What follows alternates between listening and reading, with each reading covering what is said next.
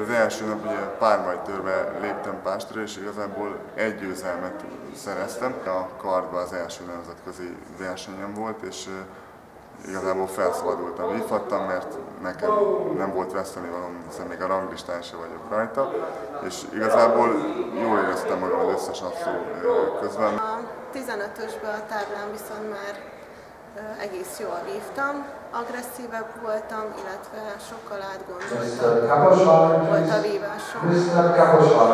A jövőt illetően megvan a feladat, hogy miket kell javítanom.